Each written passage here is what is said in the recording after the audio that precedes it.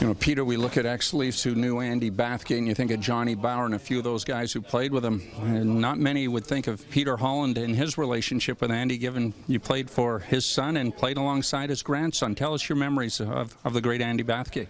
Well, I was fortunate enough to have the chance to play with his grandson, Andy Bathgate Jr., and his dad, Bill Bathgate, was my coach, and so was Andy Sr., and so it was a privilege for sure. We played together for probably 8 or 9 years growing up, and just some of the life lessons he instilled and some of the old school mentalities he had were a lot of fun to be around, and I was very saddened to hear the news. And I guess for your parents and your dad, Jan, I mean, it'd be impressive that you knew Andy Bathgate. Did any of you kids realize just how great Andy's grandfather was?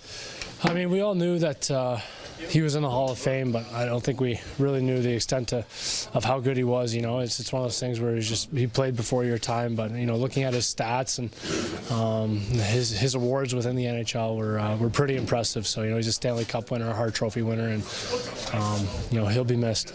Looking specifically at tonight, what worked well on both sides of special teams Thursday that you obviously had a big hand in that you'd like to see repeated here tonight?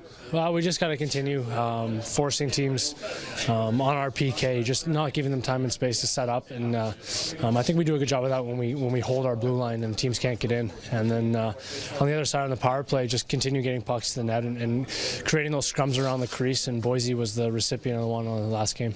Provide a perspective of just that big stick that Martin Morenson brings in 25 minutes, and he played a ton of special teams. How effective is he on the PK? Well, he's great. He's got a long reach, and he's a big guy who moves well. So he's been a bit of a rock back there for us with guys being in and out of the lineup. So it's great to see.